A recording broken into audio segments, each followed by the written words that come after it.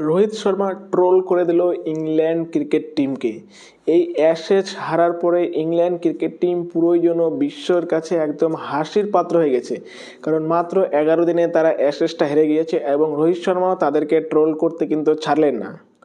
রোহিত শর্মা একটি ইভেন্টে যায় এবং তাকে প্রশ্ন করা হয় যে আপনার মতে সব থেকে ডিফিকাল্ট মানে সব থেকে মুশকিল কোথায় ক্রিকেট খেলাটা মনে হয়। তখন রোহিত শর্মা বলে যে আমার কাছে সব থেকে ডিফিকাল্ট যে ক্রিকেট খেলা সেটা হচ্ছে অস্ট্রেলিয়ার মাঠে গিয়ে ক্রিকেট খেলা, কারণ অস্ট্রেলিয়ার মাঠে কিন্তু বাউন্স এবং পেস দুটোই হয়।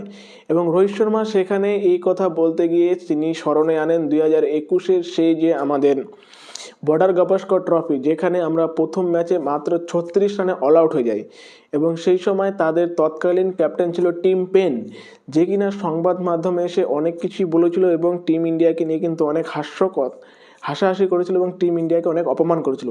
এরপরেই কিন্তু টিম ইন্ডিয়া সেই সময় বদলে গিয়ে এবং পুরো শপথ নিয়েছিল এবং নিজেদেরকে একে অপরের উপর বিশ্বাস রেখে কাঁধে কাঁধ রেখে সেই সিরিজটা আমরা সেখান থেকে জিতে এসেছিলাম। এবং তারপরে কিন্তু অস্ট্রেলিয়া বুঝে গিয়েছে যে ইন্ডিয়া অন্য টিম এবং ইন্ডিয়ার সাথে পারা খুবই মুশকিল।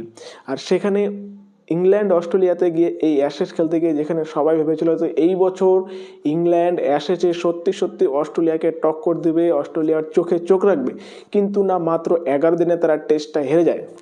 এবং লাস্ট 15 বছর কি অ্যাশেজের ইতিহাসে ইংল্যান্ড এর থেকে লজ্জাজনক হার মনে হয় এর আগে কখনো পায়নি। কারণ মাত্র 11 দিনের মধ্যে আপনি একটা অ্যাশেজ হেরে যান, তাহলে ভাবাই যায় যে এই অ্যাশেজটায় আপনারা কত বাজে পারফরমেন্স করেছেন। এবং সেই কথা বলতে গিয়ে রোহিত শর্মা বলেন যে অস্ট্রেলিয়া খেলাটা কতটা কঠিন সেটা বর্তমানে ইংল্যান্ড হারে হারে টের পাচ্ছে, কারণ ইংল্যান্ডের ব্যাটাররা তো দাঁড়াতেই পারছে না, বলাররা লাইন তো খুঁজে পাচ্ছে না। যেই ইংল্যান্ডের ব্যাটাররা পুরো বিশ্ববাসীকে ব্যাসবল বলে চমকে দিয়েছিল, সেই ইংল্যান্ড ব্যাটাররা যেন এখন হচ্ছে ধরাশায়ী হয়ে গেছে। ইংল্যান্ড ব্যাটাররা মানে ভুলেই গিয়েছে টেস্ট ম্যাচটা কী করে খেলতে হয়। একদম পকেটে হয়ে গেছে, রাস্তায় রাস্তায় পথে পথে করে দিয়েছে ইংল্যান্ড টিমকে অস্ট্রেলিয়া।